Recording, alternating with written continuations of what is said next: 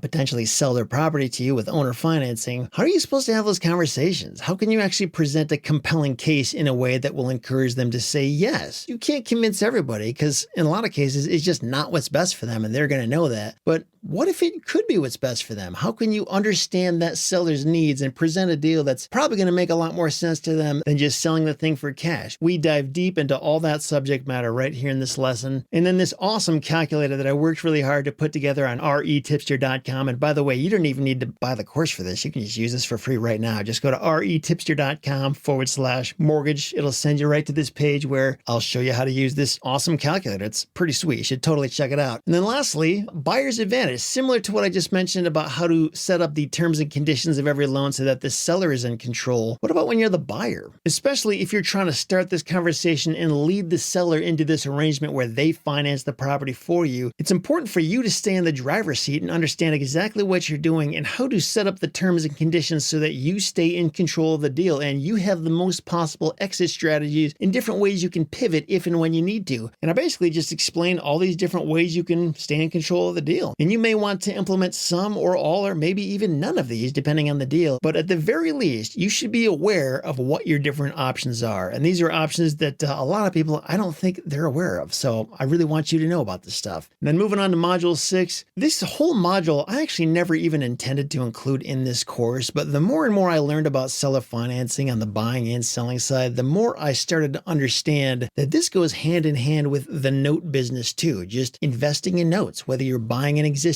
note from somebody else who originated that thing, or you're selling off the notes that you originated when you created this deal when you sold it with seller financing. It's really important to understand both sides of this business, and you don't necessarily have to pursue either one of these things, but there's a good chance you'll be interested in this at some point in your journey with seller financing. Believe me, once you've sold enough properties this way and you see the trickle of income that's coming in, it's really cool to see that recurring, stable, predictable income, but sometimes you just want your money back faster, and you're going to want to be able to pull the trigger and understand when and how to get your notes sold, or maybe even start a whole business of buying notes from other people. Maybe you don't want to go find the deal details. You just want to buy the notes that already exist and just buy those sources of income. And the lessons in this module explain how to do all of that stuff from both sides. And then another really important thing to be aware of, in case you weren't already, is that the REtipster forum has an entire section that's dedicated to creative financing, which includes seller financing. Just like the calculator I mentioned earlier, this is free. You don't even have to be a member of this course to get access to this, but if you are a member of this course, you'll definitely want to know about this because it's a pretty awesome resource with very specific conversations around this subject matter. And then all you got to do is go to the REtipster forum, and over in the categories over here, you'll see creative financing. Just click on that and you can see all these conversations that people are having about seller financing and the like. There's a ton of stuff to talk about here, especially as you start getting deeper and deeper into this part of the business. I'm willing to bet you're probably going to have some questions from time to time, and this is the perfect place to go and post those questions and also offer feedback and insights for other people who are working through this. There's also a lot of resources here where I will point out a lot of downloads and assets throughout the course. You can just jump right to them instead of searching all over the place to find them. And then also bonuses. So there's a number of amazing conversations I've had on the REtipster podcast with people about seller financing and investing in notes, and I've included those here, and more are being added to this section all the time. And also don't forget, there's always this search bar up here. If there's something that you're looking for, like you